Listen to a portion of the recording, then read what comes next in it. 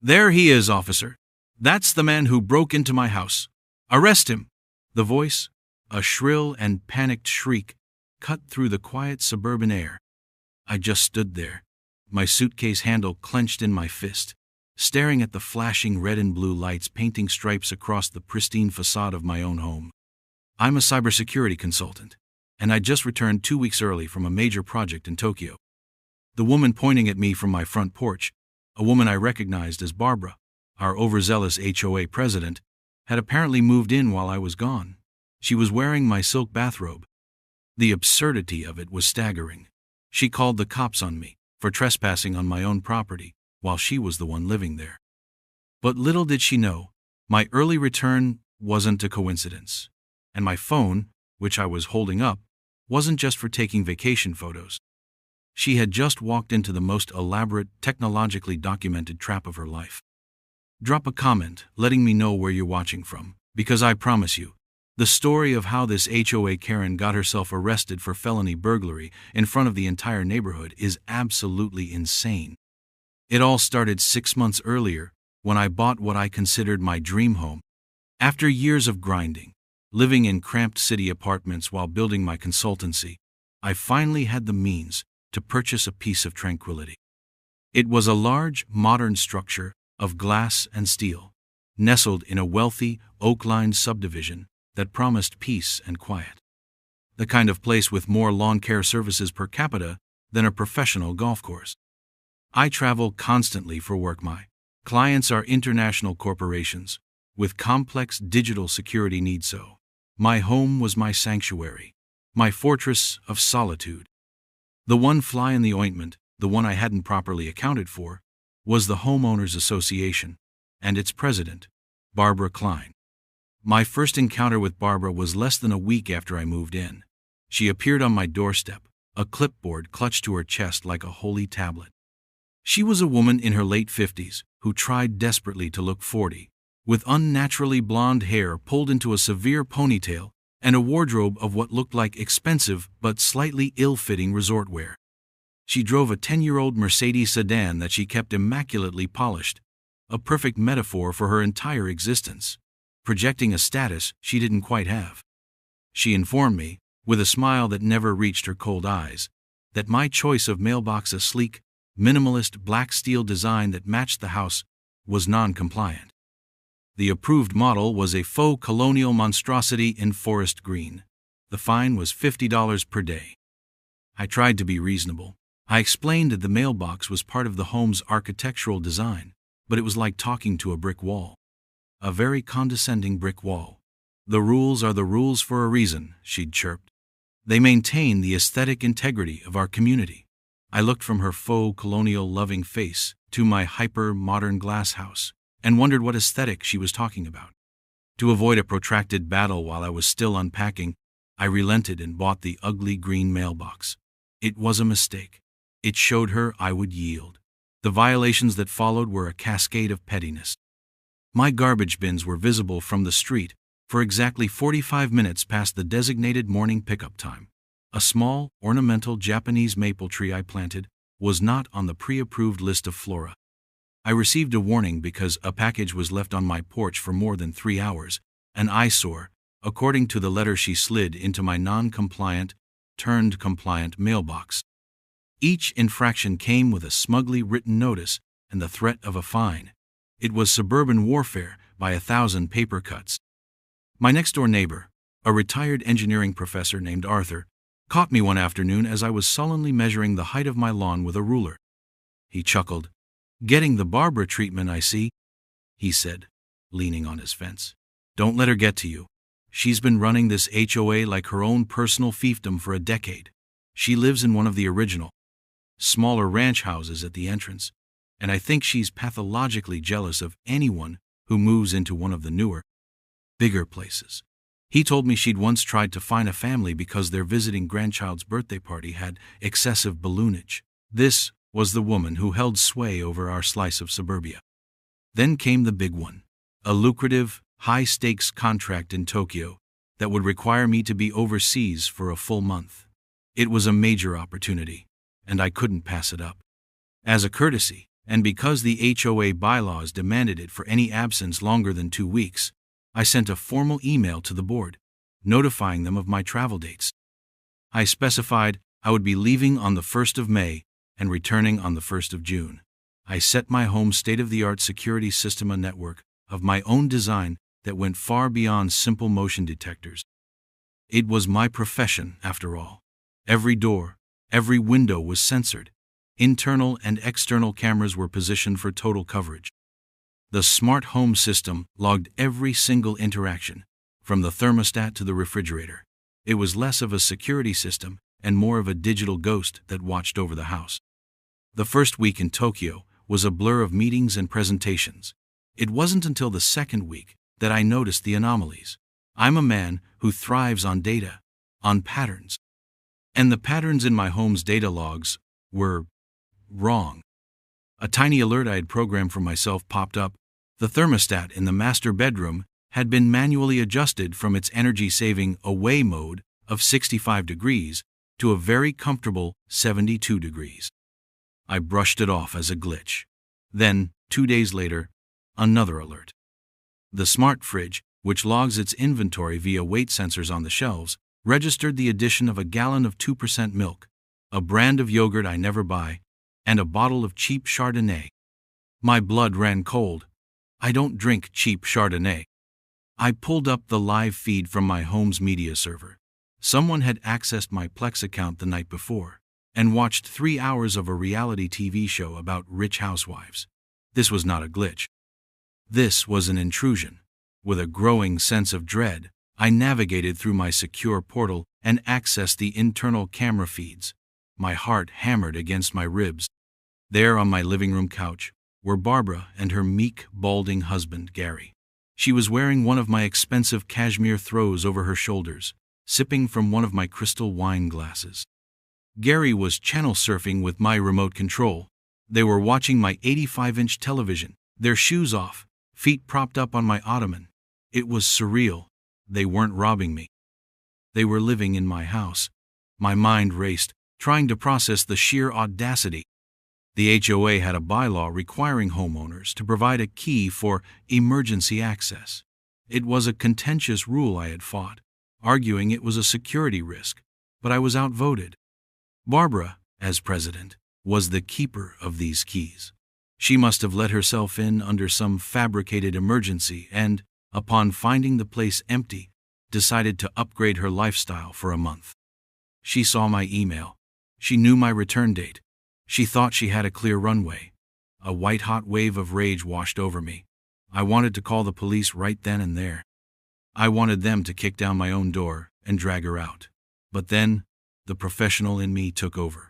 The cold, methodical strategist that my clients paid a small fortune for. It would be my word against hers. She was the HOA president. I was an absentee homeowner. She could claim she was there for an inspection, that there was a water leak, any number of lies. I needed more than just a picture. I needed a case. I needed irrefutable, crushing, undeniable proof. I leaned back in my Tokyo hotel chair, thousands of miles away, and began to plan. She thought she was having a secret vacation. She had no idea she had just become the star of her own, very private reality show, and I was the executive producer. The rage simmering in my chest was a powerful motivator, but I forced it down, channeling it into cold, calculated focus. This wasn't a simple case of trespassing. It was a profound violation. This woman hadn't just entered my home. She had usurped my life, wrapping herself in the comfort and security I had worked so hard to build. Calling the local police from Tokyo would create a chaotic mess of international calls and conflicting stories. Barbara would undoubtedly spin a tale of performing her sacred HOA duties, fabricating an emergency that required her presence. She would be calm, authoritative, and believable to officers on the scene. I, on the other hand, would be a frantic voice on a bad connection from halfway around the world. No, a direct confrontation wasn't the right opening move. This was a chess game, and she had just made a phenomenally stupid, arrogant move. My response had to be devastating. My fortress of solitude was now my laboratory. For the next week, I became a digital ghost, haunting my own house from my laptop. I spent every spare moment outside of my work meetings, meticulously gathering a mountain of evidence. I set up dedicated folders on my encrypted hard drive, labeling them with forensic precision: video, audio, data logs, subject profiles.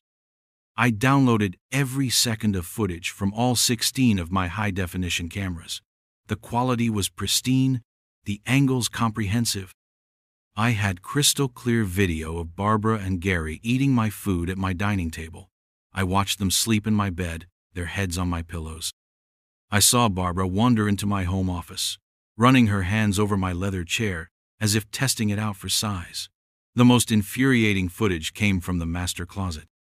She had a walk-in closet in her own home, I was sure, but mine was a custom-built room with cedar lining and specialized lighting. I had footage of her trying on my deceased wife's clothing. My wife, Eleanor, had passed away 2 years prior, and I had kept her things, unable to part with them yet. Seeing this vulgar, entitled woman draping my wife's favorite scarf over her shoulders, preening in the mirror, sent a jolt of pure fury through me. It transformed the mission from a matter of principle into something deeply personal. But I couldn't let emotion cloud my process. I documented everything. The data logs from my smart home system were a goldmine, creating a minute-by-minute timeline of their occupation. I logged every time they used the Sonos system, creating a playlist of their terrible musical taste, mostly cheesy 80s soft rock. I had a log from the smart toilet in the master bath, a ridiculous splurge. I admit that recorded every, and I mean every, use. I noted the drop in weight of the premium coffee beans in my automated espresso machine and the corresponding increase in the machine's water consumption. I created a spreadsheet cross-referencing the power consumption of the guest bedrooms against their vacancy, proving they had hosted guests. On one occasion, I watched in silent rage as they entertained another couple on my back patio, serving them my best single malt scotch and boasting about the perks of being on the HOA board.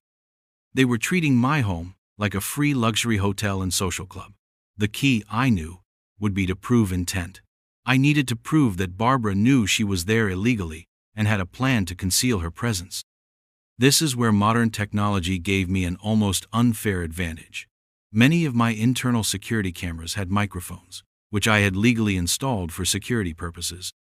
My state's laws operated on one-party consent for recording conversations, and since I was a party to the surveillance of my own home, I could legally record them. I remotely activated the audio on the camera in my home office, the room where Barbara seemed to spend an inordinate amount of time. I hit pay dirt almost immediately. I recorded a phone conversation she had with a friend, her voice dripping with smug satisfaction. "Oh, it's fabulous, Marge," she crowed. "The owner is some rich tech nerd who's off in Asia for a month. The house is just sitting here empty. The least I can do is make sure everything is operational." She laughed, a sound like grinding gravel. "Gary is in heaven with the 85-inch TV. We'll be sad to go back to our little shoebox next to the main road." The smoking gun, the piece of evidence that would utterly annihilate any defense she could dream up, came 2 days later. I was listening in live, my heart pounding, as she and Gary had an argument in the kitchen. Gary, who always seemed to be walking on eggshells around her, sounded nervous. "Barb, are you sure about this? What if he comes back early?" he whined. And then Barbara delivered the line that sealed her fate. Her voice was sharp, dismissive. "He won't. I have his itinerary. He's not due back until the 1st. He's a creature of habit. We just have to make sure we're completely out of here by the morning of the 31st. Clean everything up, and he'll never even know we were here. Now stop worrying and pass me that expensive olive oil." I saved the audio file, labeled it Exhibit A, Mens Rea, and backed it up on 3 different secure servers. It was done. I had her. I had her lying, her scheming, her intent, and her admission, all in broadcast-quality audio. It was time to contact my lawyer. I sent a heavily encrypted email to David Chen, a sharp, no-nonsense litigator I'd worked with before. The subject line was, "Urgent, highly unusual matter. I attached a single, low-resolution still image of Barbara on my couch and a short, password-protected audio clip of her "he'll never know" conversation. His reply came within the hour. "Call me. Now." When I got him on a secure line, his initial reaction was stunned silence, followed by a low whistle. "Frank," he said, "in 20 years of practicing law, I have seen some truly brazen things, but this is a masterpiece of idiotic entitlement." He wasn't just my lawyer anymore. He was a very enthusiastic partner in the coming operation. We spent the next hour mapping out the strategy. It was a two-pronged attack. First, the criminal complaint, and second, the civil action and the complete dismantling of her HOA power base. The key was the landing. I wouldn't be returning on June honest. I would be returning on May 15th. We would let her get comfortable, cocky, absolutely certain her little vacation was foolproof. And then, I would simply come home. The early return, David argued, was critical. It would catch her completely off guard and force her to react erratically, hopefully in front of witnesses. It would remove any possibility of her claiming she was there to prepare for my return. We synchronized our watches, so to speak. I booked my flight. David arranged his schedule to be available at a moment's notice. The trap was set. All I had to do was fly 12 hours, walk through my front door, and watch the curtain fall on Barbara's suburban fantasy. The 12-hour flight from Tokyo to the States felt like the longest journey of my life. It wasn't fatigue from the time difference. It was a thrumming, coiled anticipation. I spent the hours going over the plan with David one last time via the plane's spotty Wi-Fi, reviewing the evidence I had meticulously organized. It was a digital tapestry of Barbara's arrogance.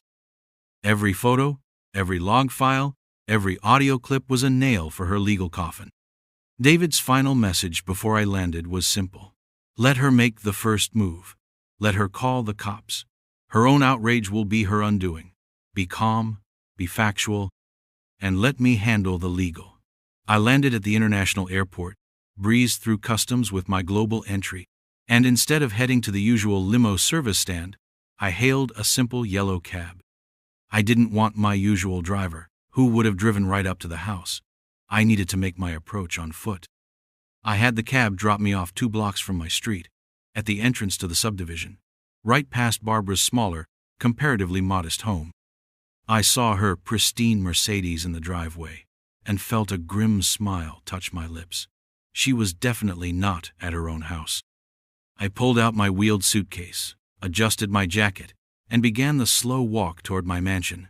It was a perfect sunny afternoon. Birds were chirping, sprinklers were hissing on manicured lawns. It was the picture of suburban peace, a peace I was about to shatter. As I rounded the final corner, my house came into view, and there she was, Barbara. She was lounging on one of my expensive chaise lounges on the front porch, wearing what I now recognized as one of Eleanor's silk kimonos over her clothes, a book in her lap, sipping from a wine glass. She looked completely at home, the self-appointed queen of the castle.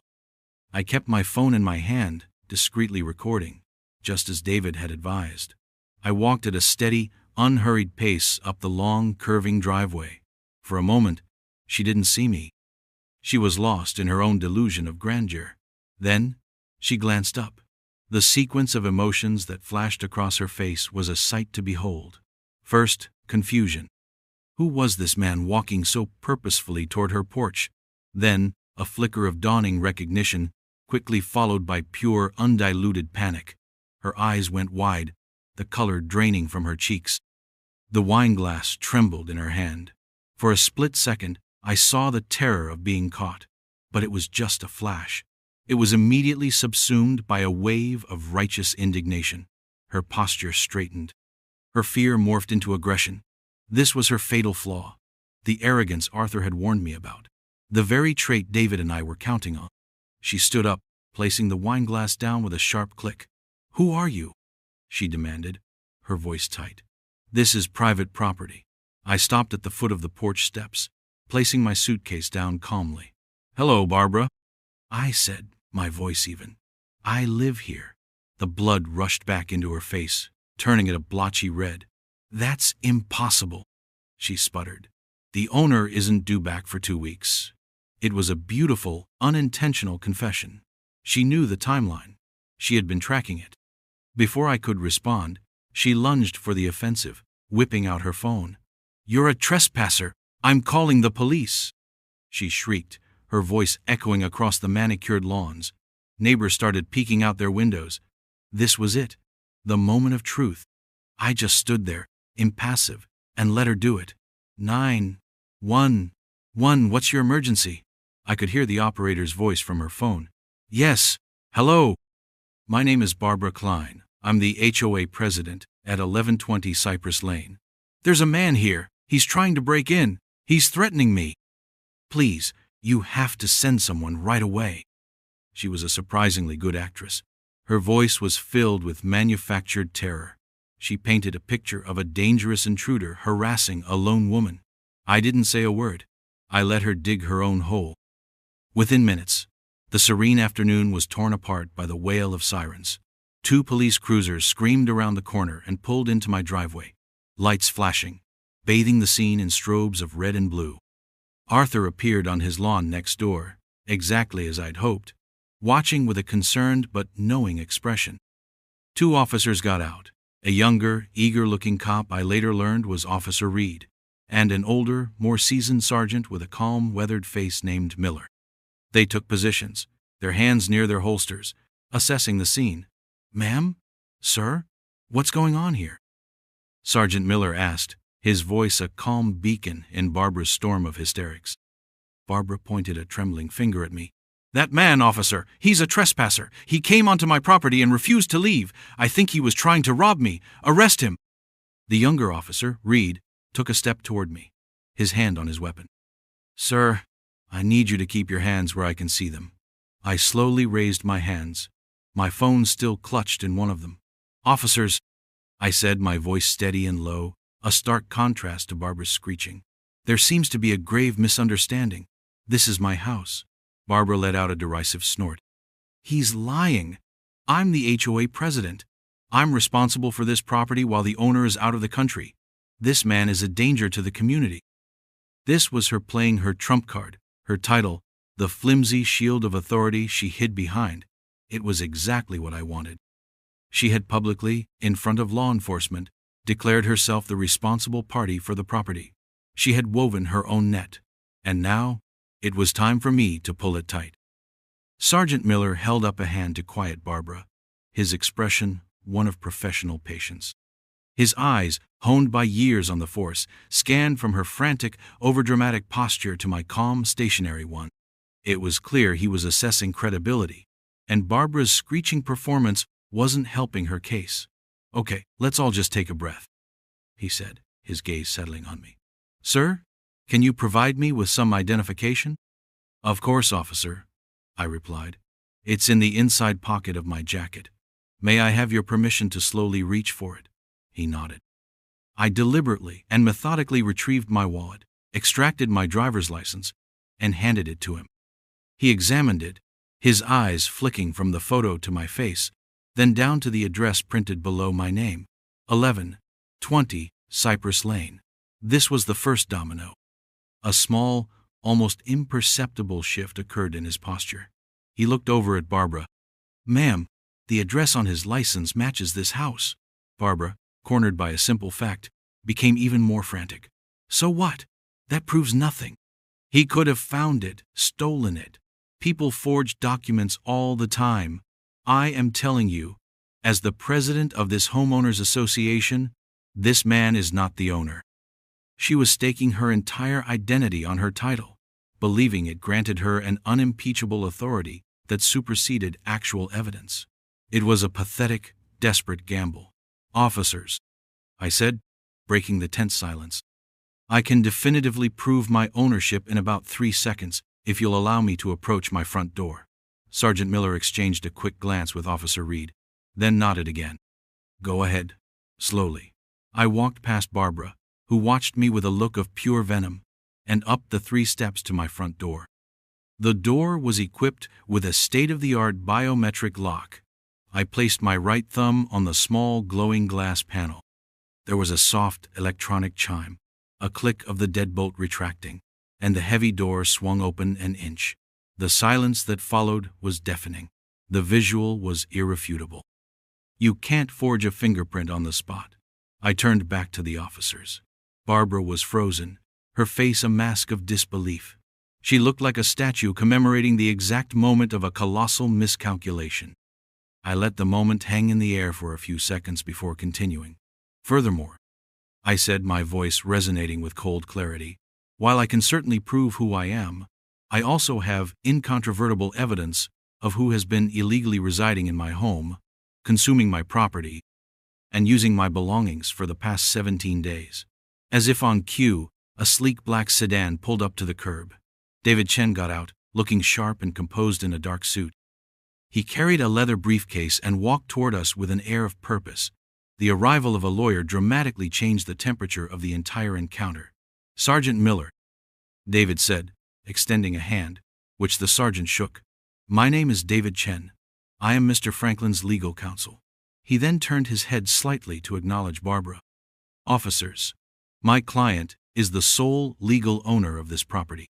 He has just returned from an international business trip, which was supposed to conclude on June honest."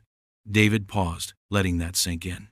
"We have reason to believe that this woman, Mrs. Klein, has been using his absence to illegally occupy his residence. We're not talking about a simple misunderstanding or a brief wellness check. We're talking about a full-on 2.5-week stay." Barbara sputtered, finding her voice again. "That's a lie. I was performing daily inspections. There were reports of a plumbing issue." It was a weak, flimsy excuse, and it evaporated in the face of David's next statement. "Daily inspections that involved sleeping in my client's bed, wearing his late wife's clothing, drinking his liquor, and hosting dinner parties?" David asked, his voice laced with ice. He opened his briefcase. "We have an extensive, time-stamped digital record of Mrs. Klein's entire stay, including hours of high-definition video and audio recordings from the home's security system, recordings which prove, in her own words, her intent to vacate the premises just before my client's scheduled return to avoid detection." David pulled out a tablet. With a few taps, he was ready. "To save everyone time," he said, turning the screen toward the officers. "Let's start with this." He pressed play. It was the audio clip I had labeled Exhibit A. Barbara's smug, dismissive voice filled the air, perfectly clear. "We just have to make sure we're completely out of here by the morning of the 31st. Clean everything up, and he'll never even know we were here." The officers' faces, which had been professionally neutral, now hardened. They looked from the tablet to Barbara, whose face had crumbled. All the bluster, all the arrogance, had drained away, leaving behind a sallow, terrified woman. She was speechless. And just when it seemed it couldn't get any worse for her, the front door I had unlocked creaked open further. Her husband Gary peered out, his face pale and beaded with sweat. He saw the police, the lawyer, and my stony expression. He cracked instantly. "I'm so sorry," he blurted out, rushing onto the porch. I told her it was a terrible idea. I didn't want any part of this. She made me do it." His pathetic, panicked confession was the final nail in her coffin. Sergeant Miller had heard enough. He took a deliberate step toward Barbara, his demeanor now entirely that of a law enforcement officer about to make an arrest. The shift was absolute. There was no more negotiation, no more de-escalation. "Barbara Klein," he said, his voice flat and official, "you have the right to remain silent." The sound of the handcuffs ratcheting shut echoed in the sudden quiet of the afternoon. As Officer Reed led a whimpering, utterly defeated Barbara toward the back of a patrol car, my neighbor Arthur, who had been watching the entire drama unfold from his lawn, caught my eye. He gave me a slow, deliberate nod of approval, a gesture that conveyed more satisfaction than 1,000 words. The Queen had been deposed, not in some stuffy boardroom, but in a humiliating public spectacle on the steps of the very palace she had tried to steal. The aftermath of Barbara's arrest was swift and decisive. With her cuffed and driven away in the back of a squad car, a satisfying silence descended upon the neighborhood, broken only by the whispers of the few neighbors who had witnessed the downfall. Gary, her husband, was questioned but ultimately not charged, largely due to his immediate cooperation and my assertion that he was more of a coerced accomplice than a co-conspirator. David and I saw no value in prosecuting him. His public humiliation and the implosion of his marriage were punishment enough. He scurried back to their actual house with the haste of a frightened mouse, leaving me to finally, truly, come home. The legal process for Barbara was an open and shut case. Faced with the mountain of digital evidence I had compiled, the hours of video, the server logs, the damning audio of her admitting her plan, her lawyer advised her to plead guilty to a lesser felony charge of criminal trespass and theft. She was sentenced to 3 years of probation, a significant fine, mandatory counseling, and, most importantly, was ordered to pay full restitution for all damages and consumed goods. I meticulously calculated the cost of the food she ate, the wine she drank, and the premium scotch she served to her friends, down to the last coffee bean. David presented the itemized bill to her attorney, a document that itself served as a final, humiliating reminder of her grubby intrusion. I later learned from Arthur that she and Gary were forced to sell their house to cover her legal fees and the restitution. The last I saw of them, they were loading a U-Haul, their faces grim. As for the restitution check, when it arrived, I endorsed it directly over to a local charity that provides housing for the homeless. It seemed the most fitting end for money obtained from such a gross abuse of shelter. But my victory wasn't just about personal justice against one woman. It was about dismantling the toxic system she had created. The HOA board was thrown into absolute chaos. With their president facing a felony charge, an emergency meeting was called in the community clubhouse. I attended, with David by my side. The remaining board members, a collection of spineless enablers who had allowed Barbara's reign of terror to persist for years, sat at a long table, looking distinctly uncomfortable. They were expecting me to sue the HOA into oblivion. I had a different goal. David began by laying out the sheer scope of Barbara's abuse of power, focusing on the emergency key bylaw that had been her weapon of choice. He explained that while we had every right to pursue a multi-million-dollar lawsuit against the HOA for gross negligence, my client was prepared to be reasonable under certain conditions. I then stood up and addressed the packed room of my fellow homeowners. I told them the whole story, not with anger, but with a calm, factual demeanor. I projected a few key pieces of evidence onto a large screen, a still from the video of Barbara hosting a party on my patio, and the transcript of her phone call bragging about her free vacation. Gasps rippled through the room. People who had been fined for the color of their petunias were now seeing the enforcer of those rules revealed as a common thief. This isn't about me, I concluded. This is about the principle that no one in our community should have the power to violate the sanctity of another's home. This bylaw, giving one person access to all of our houses, is a security nightmare waiting to happen. It has to go. The enablers on the board folded like cheap suits. A motion was immediately raised from the floor to permanently rescind the emergency key bylaw. It passed unanimously. In the ensuing fallout, the entire board was shamed into resigning. An election for a new board was announced. Several people nominated me, but I politely declined. I wasn't a politician. I was a problem solver who had already solved his problem. I did, however, nominate Arthur. The retired professor, initially hesitant, was goaded into accepting by a standing ovation from his neighbors. He went on to lead a new, far more reasonable and transparent HOA, one focused on maintaining the community, not policing it. Weeks later, life had settled into a new, more peaceful normal. The ugly green mailbox Barbara had forced upon me was gone, replaced once again by my sleek black steel one. It felt like a small but significant symbol of my victory. I was sitting on my back patio one evening, the same patio where Barbara had entertained her friends with my scotch. I poured myself a glass of that very same single malt, the bottle now rightfully mine to enjoy. The air was calm, the sun was setting, and the only sounds were the crickets and the distant laughter of children. I thought about the absurdity of it all. Barbara's obsessive desire for a life of luxury she couldn't afford, a life she saw embodied in my home, drove her to commit a crime that ultimately cost her the comfortable life she already had. Her arrogance and her belief in her own petty authority were her downfall. She underestimated me completely. She saw a quiet tech nerd, not a man whose entire career was built on seeing patterns, gathering data, and patiently waiting for the right moment to act. She thought she was a wolf sneaking into the sheep pen, never realizing the sheepdog was watching from halfway around the world, logging her every move. The whole crazy ordeal reinforced a lesson I'd learned long ago in the digital world.